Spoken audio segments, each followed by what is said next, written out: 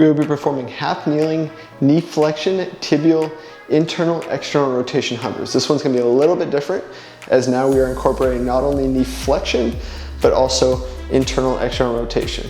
As much as we want to work on controlling the joints independently, we also need to be able to control the joints interdependently. That means working with them together, as in a knee flexion or tibial internal, external rotation motion together. So we're gonna use the sticks here for balance. So if you want to pick some of these sticks up, you can refer to our resources section. These are a great tool, not only to increase and kind of help with your mobility, but also allows you to create tension and have more stability in the motions that we're attempting. So what we're gonna do is we're gonna set up ourselves in a half kneeling position with my working leg down. So I'm gonna have the object, so in this case I'm using a ball here, so you can use a lacrosse ball, tennis ball, dumbbell, kettlebell, really whatever it is that you need. The higher the object, of course, the harder it's gonna be. I would say start with the smaller object, really work on the intricacies of the motion, and then as you improve with your pails and rails and your holds, your lift offs, you'll be able to increase the range of motion and have higher objects that you can hover over. So just like our other hovers, we're gonna be going up over the object nice and slow, set back down, come up, back over the object, set down, nice and slow. So I'm in a half kneeling position with my working leg lined up with the object that I'm working with here. So left knee is lined up with the ball. My left foot is just inside of the object. I'm gonna take my half kneeling position, make sure that ball stays there. You can set it up. This is where, an object that's not gonna move tends to work a little bit better. The ball is just a good tool for us here.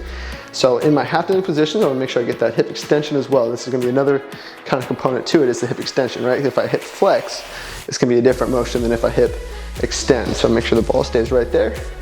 Drive the dowels into the ground. Take a big breath in. Contract. Actively flex as much as I can. Externally rotate that tibia out. Set down on the other side of the object. Holding the external rotation, I will flex. Internally rotate the tibia. Come right back down. So just going from there, flexion, external rotation, set down, flexion, internal rotation, set right back down. So the amount of sets or amount of reps you do will be dependent on your needs, your goals, your abilities.